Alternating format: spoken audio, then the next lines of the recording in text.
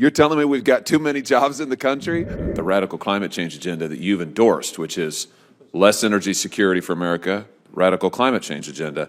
On the subject of these sweeping mandates related to electric vehicles that the Biden administration has imposed, including now for our military, the metals needed to make the lithium-ion batteries in those vehicles are, of course, lithium, nickel, graphite, and cobalt. Now, can you tell me what nation is the largest producer of refined lithium in the world? No, I can't. It's China. Can you tell me which nation is the largest producer of refined cobalt in the world? No, Senator. It's China. Do you know what nation is the largest exporter of natural graphite to the United States globally? No, Senator. It's China. Okay. So in all of these instances, these mandates, your decision to trade off our energy security in favor of a radical climate change agenda is making us more and more dependent on China. And at the same time, you are denying mining, blocking permits for mines in this country that would allow us to develop nickel and copper and cobalt. Why? Why block the development of these resources in our own nation in favor of making us dependent on China? Senator, are you referring to the Boundary Waters? I'm referring to the Twin Metals mine in Minnesota. I think that Senator Barrasso was just asking about it. Yes, near the Boundary Waters, which is an iconic place and, of course, a very valuable ecological system to many plants, animals, species. But jobs for, let me just say this, though.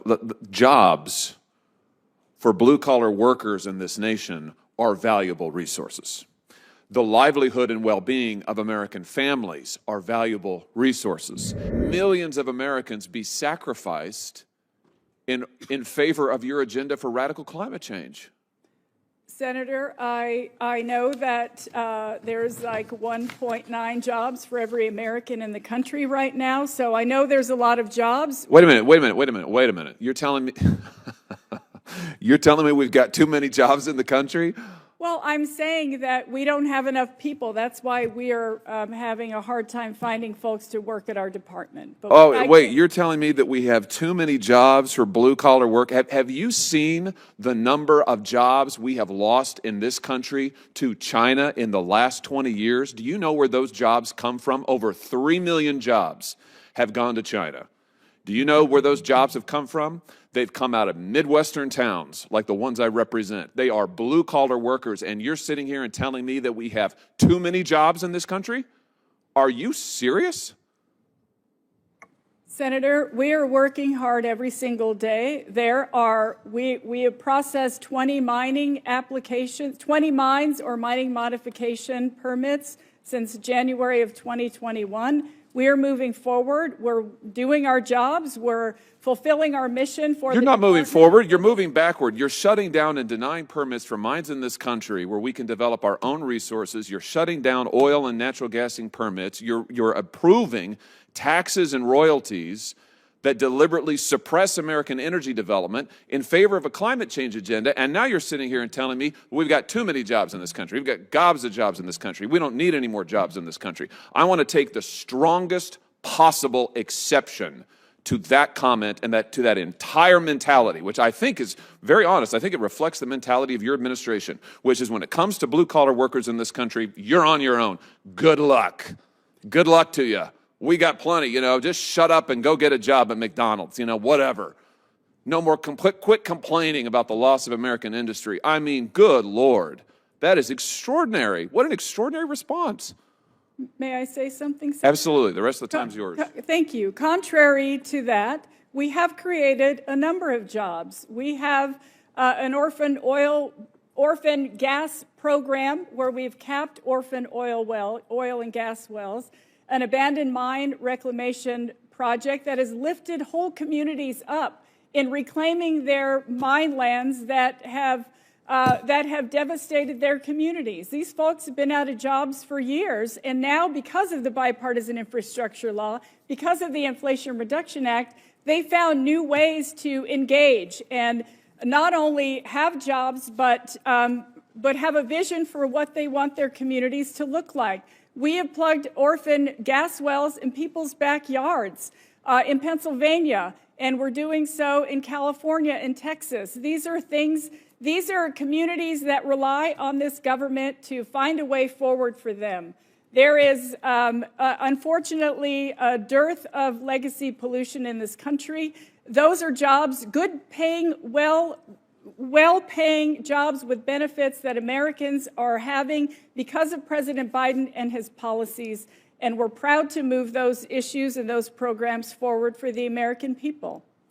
My time has expired. I'll just say in conclusion again, trading off American energy security in favor of your radical climate change agenda, shutting down good-paying American jobs in our energy sector, and then saying the explanation is we've got plenty of jobs in this country, I think is the most potentially, and this is quite a high bar, I might add, the most unbelievable statement I have heard from a member of this administration, maybe in my time in the Senate.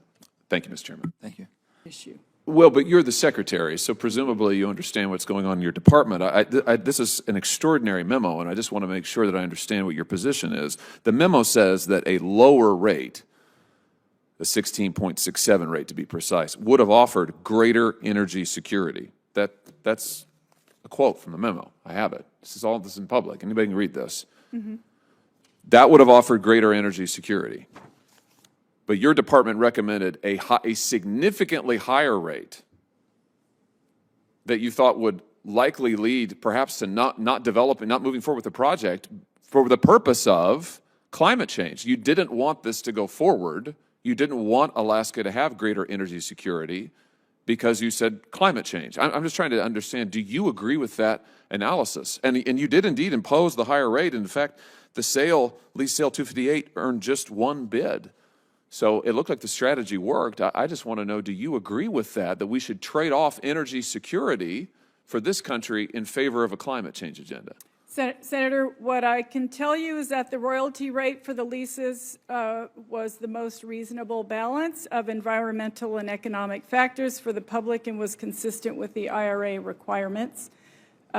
Additionally, of course, yes, we are in the midst of a terrible climate crisis, and it's our job to balance those things, to create a balance on our public lands, because our public lands belong to every single American. Okay, that sounds like a yes to me. So you're telling me, yes, you think that charging more and trading off energy security, sacrificing energy security in favor of the climate change agenda is the right trade-off. Senator, this royalty rate was consistent with the IRA requirement. Well, yeah, it's the highest. It's consistent in the sense that you couldn't charge more than that. I mean, the memo lays this out. You selected the highest possible tax, essentially, in order to discourage development, and you succeeded in it. What's amazing is the memo, and listen, kudos to the person who wrote the memo, because they're very honest. They say we could have energy security or we could have the climate change agenda. Energy security needs to be sacrificed. Let's go with climate change. And you're telling me that you agree with that. I just have to say I think that is a disastrous trade-off, and I can't improve upon the comments offered by one senator who said, I'm appalled by the contents of this memo, which make crystal clear that this administration is literally putting their radical climate change agenda ahead of the needs of the people of Alaska and the United States. That was the chairman. Mm-hmm. He was absolutely right about that. Well said, Mr. Chairman. And I just want to register that I think that this decision to sacrifice our energy independence and energy security in favor of an agenda that is making us dependent on China, that is making us dependent on OPEC, that is making us dependent on every dictator around the world is a disastrous choice for the working people of this country. My time's expired. I have some more questions, but I'll give them to you for the record. Thank you, Mr. Chairman. Thank you.